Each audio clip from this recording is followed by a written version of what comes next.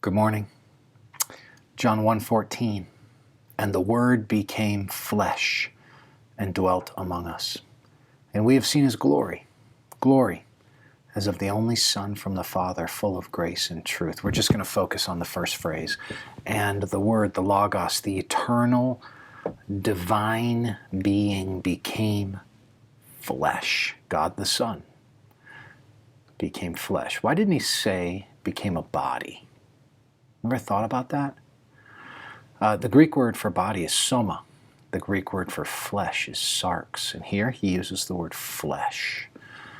The Word became flesh. Sometimes flesh, the word sarx, is used by Paul in a kind of negative spiritual light, a metaphysical reference to the baser urges of our fallen nature, that part of our fallenness that remains in us, our flesh that we war against. Is that what he means?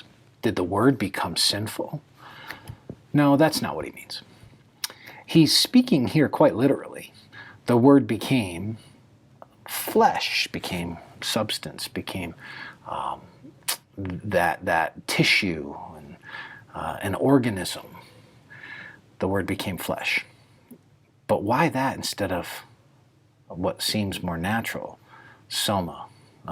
We will see in Paul in Colossians 2:9 that all the deity dwells in Christ bodily, right? In his physical frame, in his somatic makeup, his body. But here the reason for flesh is this. John would have been aware of in his writings, particularly even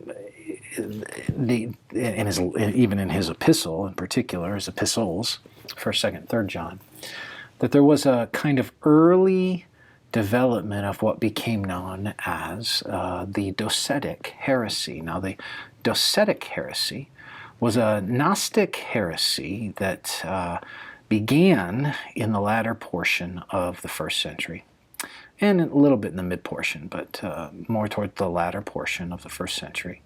And it had the idea with it that Jesus did not actually become physical flesh. He was like a hologram of sorts. He appeared as flesh, but he wasn't real flesh. Not like you with a body, or me with a body, me with a material substance, me with a tissue, fleshly substance. He didn't become that. And the reason that they thought he didn't become that is that the Gnostics thought in their worldview that matter was inherently evil or bad. So it was really a way of trying to protect the deity of Jesus. Because if Jesus had become material, then he would have been sullied and stained and marked by the fallenness of matter, and they didn't want him to be marked by the fallenness of matter, so as a result they said he didn't really become matter. But John is subtly arguing against that. He's making the point, no. He became real, physical substance. So he uses a crasser term than soma. He uses sarx. He became flesh. This is John's way of reinforcing the reality that that Jesus, as God the Son, was fully God and fully man. 100% God and 100% man in one person.